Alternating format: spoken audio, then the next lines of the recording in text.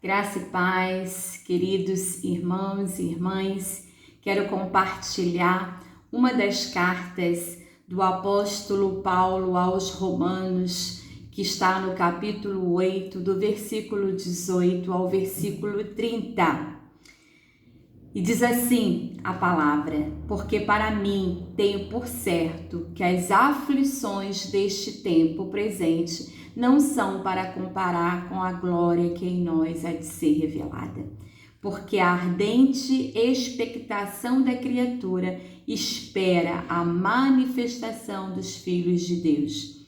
Porque a criação ficou sujeita à vaidade, não por sua vontade, mas por causa do que a sujeitou, na esperança de que também a mesma criatura será libertada da escravidão da corrupção para a liberdade da glória dos filhos de Deus.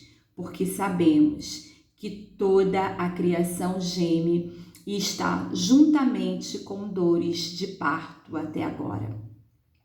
O apóstolo Paulo, ele vem declarando, ele vem afirmando que ele tem por certo que as aflições deste tempo presente não são para serem comparadas com a glória que em nós há de ser revelada. O Senhor Jesus, ele voltará, ele prometeu, ele cumprirá a sua promessa. Ele voltará, irá arrebatar a sua igreja. Por isso é importante pregarmos a palavra do Senhor, anunciarmos essa palavra de esperança, de vida, de restauração e de salvação a todos, porque ainda há tempo.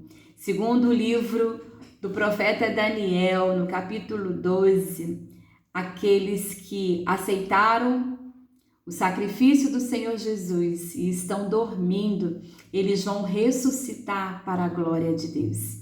Lá nesse capítulo, diz que a palavra do Senhor nos afirma que muitos vão ressuscitar para a glória de Deus e muitos vão ressuscitar para a vergonha eterna.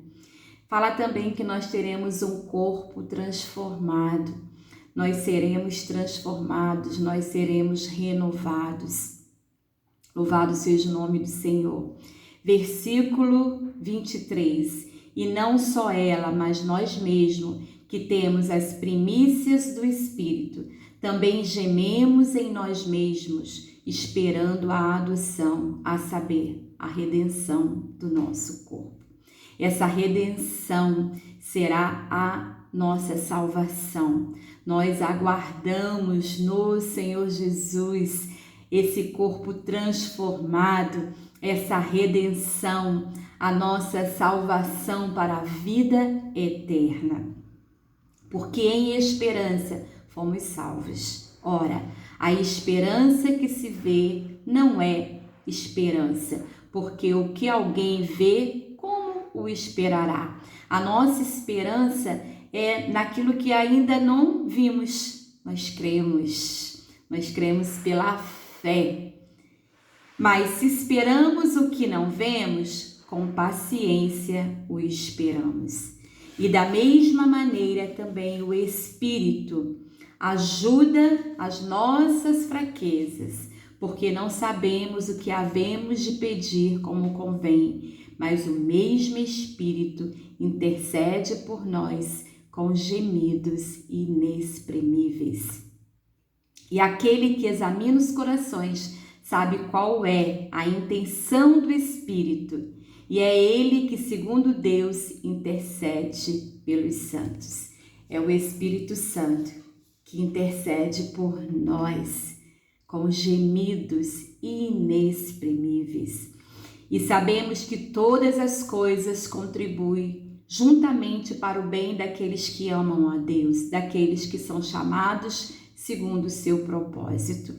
Porque os que dantes conheceu, também os predestinou para serem conforme a imagem de seu Filho, a fim de que ele seja o primogênito entre muitos irmãos. E aos que predestinou, a estes também chamou, e aos que chamou, a estes também justificou, e aos que justificou, a estes também glorificou. Louvado seja o nome do Senhor. O Senhor, Ele nos chamou, Ele nos escolheu, e Ele nos justifica com o seu sangue vertido na cruz. Ele nos justifica dizendo, declarando, estes são os meus filhos, as minhas filhas. Por isso, queridos e queridas, como é importante conhecer a palavra do Senhor, examiná-la, ler com atenção, buscar o entendimento através do Espírito Santo. Como é importante receber ao Senhor Jesus como nosso Senhor e único Salvador. E a partir então desse momento, sermos chamados filhos, filhas do Senhor Jesus. A glória de Deus em nós, é maior que as aflições deste tempo. E sabemos que todos enfrentam aflições. As aflições, as desgraças humanas, as decepções, a corrupção, a violência, as enfermidades, as crises emocionais, crises de relacionamentos, quantas crises, as escassez, a fome, o desemprego, a separação, o divórcio, a morte, o luto, a violência, infelizmente, contra as mulheres que tem crescido, o feminicídio, a violência em relação às crianças. Quantas crianças têm sofrido com a violência praticada até mesmo por parentes, por familiares, por seus pais? Quantas crises, quantas lutas, quantas aflições temos enfrentado neste tempo. Mas o Senhor Jesus, Ele está conosco. Ele é o nosso sustentador. Ele é o nosso refúgio, a nossa fortaleza, o nosso socorro bem presente nos nossos momentos de angústia. Então, os sofrimentos do tempo presente não são comparados com a glória que em nós há de ser revelada. Queridos e queridas, vamos manter a nossa fé aquecida, fortalecida no Senhor Jesus e na sua palavra. Nós precisamos da palavra. A palavra do Senhor é a nossa fonte de vida.